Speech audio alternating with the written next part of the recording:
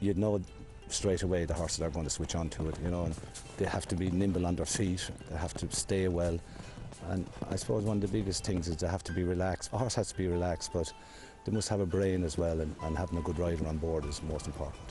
Go on, get him on the right leg now.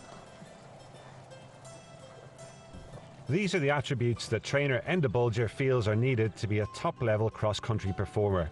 And he should know, for since he gained a licence in 1986, Bolger has amassed an incredible record in banks and cross-country races, training some of the finest horses in the discipline in the process.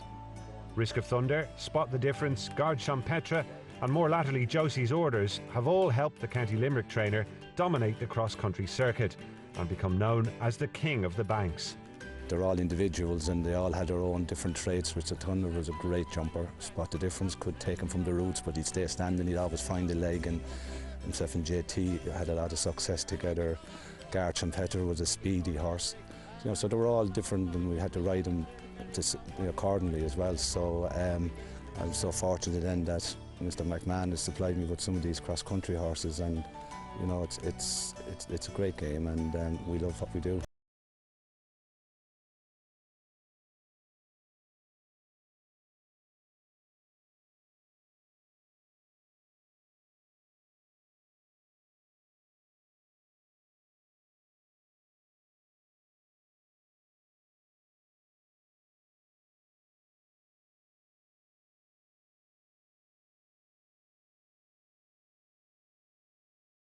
In a gallop or in new jumps, and it's after taking about 15 years, so this is the end result now, and it's very horse friendly, so you know, the horses really love their work, and also the people riding them as well, the lads love schooling too.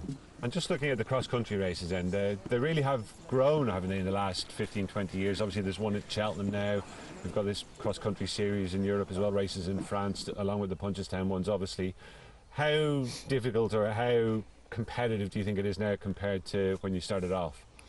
Oh, it's changed totally, because there was only a handful of maybe hunter chase trainers that had cross-country horses, whereas the last meeting at Cheltenham there was a Willie Mullins, a Gordon Elliott, Paul Nichols, Philip Hobbs.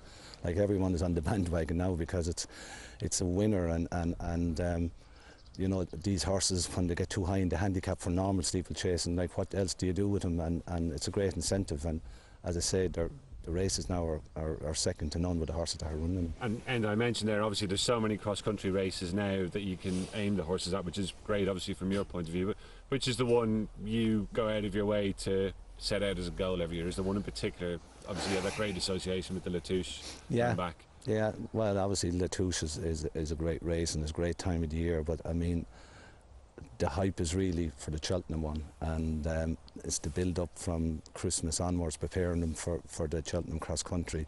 You know, that's the one that really gets you up. But having said that, the Latouche is a great spectacle as well, and you know, Punchestown course probably a bit more demanding than Cheltenham, but no, we take it one step at a time. Cheltenham first, and then the Latouche.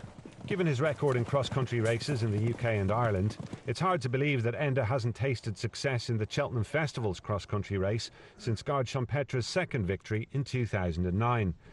Now, with the festival firmly on the horizon, he's putting the finishing touches to a team of 3 headed by the rejuvenated Cantlow. Cantlow has been great. He absolutely loves it. Avinat is a young horse. He's only 7. He's taken to it well, stays well. And there's Colour Squadron, who, you know, had good form around there when Philip Hobbs had him as well, you know, on the normal steeplechase course, but he's taken to the cross-country fences as well. So yeah, they're 3 nice fellas to be going with now. And with Cantlow, did he require a bit of extra attention, because he did seem to have gone a little sour, and he was kind of digging his heels in a bit at the start on occasion too, wasn't he? Yeah, well, like when Paul had him, like he was campaigning every Saturday. Like, you know, he was going to Ascot and he was going to Cheltenham, and you know, that's what I'm saying about the cross country races. They rejuvenate the horses, and it just gives them a different appetite. And we got to know Cantlow then as time went on, and we know his old traits and stuff. So. Yeah, he loved the track there, and now that they're all of level weights at the next meeting as well, so I'll be hoping a good shout from him. That's the thing. I suppose the Cheltenham race last time is a key piece of form where the French horse beat him, but Overnat was running well too, wasn't he, when he unseated that day? Yeah. How do you see it overall going into the big day? Well, obviously you'd probably have to take Overnat the way he won in Punchestown. He beat some nice horses in Punchestown and Ballybroker Bridge and Useful Smurfer. So, and he had a taste of the track, and it's unfortunate that he lost Rachel the last day. We wouldn't know what would have happened, and like Cantlow will be there to give his true running, you know, and Colour Squadron I think could be a dark horse as well. As well as holding a strong hand in the cross-country, Bolger is preparing top hunter chaser On The Fringe for an attempt at a record third straight victory in the Foxhunters. He's a horse that once kind of the first of March is behind you, he just starts to blossom, and he's been around with us for a long time, so we know him inside out now. Listen, he's the champion hunter chaser, and he's there to be shot at, and all we can do is just get him in the best form we can and get him there hard and healthy, and so we're looking forward to it. He's actually in great form at the moment. And I think everybody is well aware of his talent and his qualities at this stage, but that win at Cheltenham last year, he really had to fight to that day, didn't he? Yeah, and to be fair to the horse, his preparation wasn't as smooth as the previous year, and touch wood, it's good this year. He had an abscess in his foot at Christmas time, and we struggled to put it to bay, and so he probably wasn't 100% at Cheltenham, whereas Aintree, like, he was awesome, and then Punchestown was just out of this world, you know, so he was probably only fit at Punchestown.